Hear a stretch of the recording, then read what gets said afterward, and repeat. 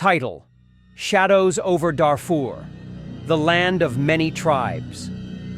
The sun hung low over the arid plains of Darfur, its golden rays casting long shadows across villages nestled among the sparse vegetation. Among these was Al-Malha, a small community where people from different tribes, Fur, Arab, Zaghawa, had lived side by side for generations. Life here revolved around herding livestock, tending crops, and sharing stories under the vast African sky.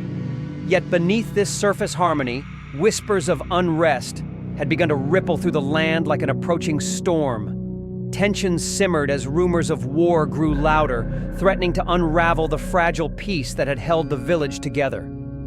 The 10 lives interwoven. Adam Suleiman, the farmer who believed in unity. Adam, a 42-year-old fur farmer with calloused hands and a heart full of hope, was deeply rooted in the soil of Al-Malha. A man of quiet strength and unwavering optimism, he believed in the power of unity and saw the land as a shared blessing meant for all.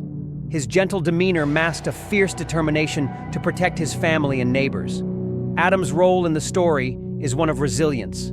He represents the voice of reason and cooperation in a time when division threatens to tear the community apart. Mariam Ibrahim, the midwife who held on to hope. Mariam, a 38-year-old mother and midwife, carried both the scars of loss and the light of hope within her. Having lost her husband in a previous conflict, she channeled her grief into caring for others, delivering babies and offering comfort to women in need. Her nurturing spirit made her a pillar of strength in the village. As the chaos unfolds, Mariam becomes a symbol of endurance, guiding those around her through unimaginable hardship while clinging to the belief that peace can still prevail. Issa, the nomad, caught between loyalty and friendship. At just 19 years old, Issa was a young Arab herder whose life straddled 2 worlds. Raised among nomadic traditions but befriended by the fur villagers, including Adam's family, Issa embodied the internal struggle of identity and loyalty.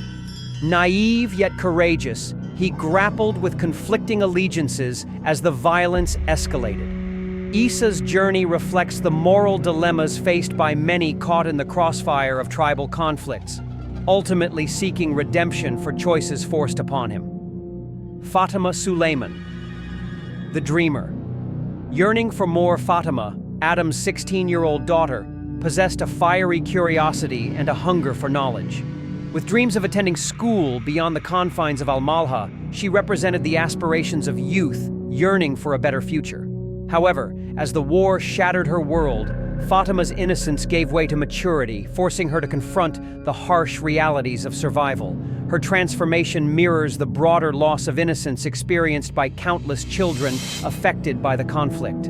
General Hassan al-Tayyib, the ruthless Commander General Hassan, the hardened leader of the Janjaweed militia, exuded cold efficiency and unyielding brutality. Driven by orders from above and fueled by years of warfare, he viewed the conflict not as a tragedy, but as a mission. His commanding presence and merciless tactics instilled fear wherever his forces went. General Hassan serves as the embodiment of oppression and destruction, representing the faceless machinery of war that devastates lives without remorse. Nur Abdel Rahman, the rebel fighter. Seeking justice, Nur, a 25-year-old member of the Sudan Liberation Army, SLA, burned with righteous anger against government oppression. Determined and resourceful, he fought not out of hatred, but out of a desire to reclaim dignity for his people. Nur's bravery inspired others, even as it placed him directly in harm's way. He stands as a symbol of resistance, willing to risk everything for freedom and justice. Dr. Kamal Mahmoud, the humanitarian doctor. Dr. Kamal, a compassionate physician from Khartoum, dedicated himself to saving lives amidst the chaos of refugee camps. Exhausted yet resolute, he bore witness to the physical and emotional wounds inflicted by the war. His quiet empathy provided solace to those suffering, making him a beacon of humanity in an otherwise desolate landscape. Dr. Kamal's efforts highlight the tireless work of aid workers striving to bring healing to broken communities. Saleh Bashir, the corrupt official profiting from pain. Saleh, a cunning and opportunistic government official, thrived on exploiting the conflict for personal gain. Greedy and manipulative, he brokered deals with both sides, enriching himself at the expense of innocent lives. Saleh epitomizes corruption and greed, serving as a reminder of how power struggles often exacerbate human suffering. Sarah Williams, the journalist bearing witness. Sarah, a British journalist driven by a passion for truth, arrived in Darfur determined to document the atrocities unfolding there. Brave and empathetic, she risked her safety to capture the stories of survivors, hoping to spark global awareness. Sarah's reports serve as a bridge between the suffering in Darfur and the wider world, though her frustration grows as international responses remain inadequate. Sheikh Osman Abdallah, the peacemaker. An elderly spiritual leader revered by all, Sheikh Osman radiated wisdom and calm.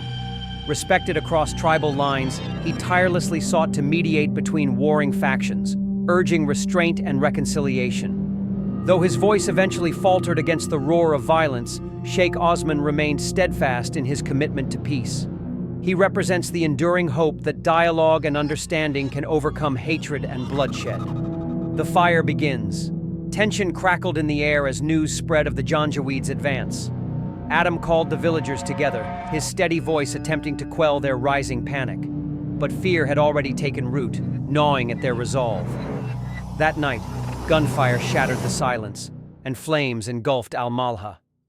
Issa watched helplessly as his own people attacked the village he loved, torn between loyalty to his tribe and the bonds he'd forged with the Fur villagers. His heart ached with betrayal, and he knew his life would never be the same. The exodus. As smoke choked the air, Mariam led Fatima toward the relative safety of the refugee camps, clutching her daughter's hand tightly. In the overcrowded tents, Dr. Kamal worked tirelessly, treating wounds and comforting the traumatized. Meanwhile, Sarah documented the mass displacement, her camera capturing images of despair that would haunt her forever. Noor and his fellow rebels prepared to retaliate against General Hassan's forces, while Sheikh Osman made one last desperate plea for peace. But his words fell on deaf ears, drowned out by the relentless drumbeat of war. A broken land. Months later, the war showed no signs of abating. Fatima, once filled with dreams, now labored in the refugee camp, her youthful idealism replaced by grim pragmatism. Issa, unable to bear the guilt of his tribe's actions, deserted and began helping displaced families, seeking forgiveness for sins not entirely his own. General Hassan continued his brutal campaign despite mounting international pressure, while Saleh profited shamelessly from the suffering. Sarah's reports reached audiences worldwide, sparking outrage, but little tangible action. Dr. Kamal, weary and heartbroken, tended to wounds that might never fully heal. And Adam, though stripped of everything he cherished, refused to surrender his dream of returning home. Amidst the ashes of destruction, their intertwined lives painted a portrait of resilience, sacrifice, and the enduring human spirit.